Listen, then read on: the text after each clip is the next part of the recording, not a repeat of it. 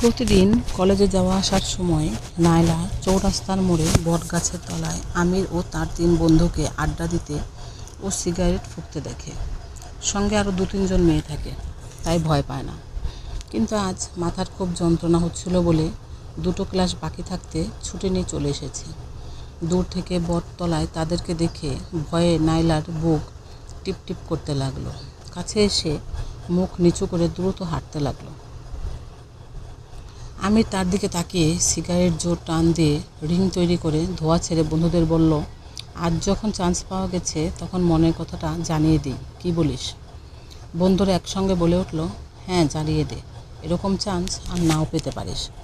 নায়লা কাছে এলে আমির বলল, এত তাড়া কিসের, দাঁড়াও, কথা আছে। নায়লা আরও বেশি ভয় পেয়ে দাঁড়িয়ে কাঁপতে লাগলো। তার কাঁপুনি দেখে আমির বলল, এত ভয় পাচ্ছ কেন? আমি বাঘ না ভাল্লুক যে তোমাকে খেয়ে ফেলবো? একটা কথা বলবো বলে দাঁড়াতে বললাম। অন্যদিন সঙ্গে আরও মেয়েরা থাকে, সবার সামনে কথাটা বলা ঠিক হবে না ভেবে এতদিন বলিনি। শোনো, আমি তোমাকে খুব ভালোবাসি, তুমিও আমাকে ভালোবাসবে, বুঝলে?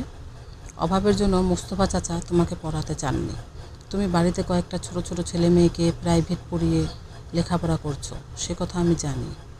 বলছিলাম প্রাইভেট পড়ানোর দরকার নেই, তুমি ভালো করে পড়াশোনা করো, সব খরচ আমি দেব।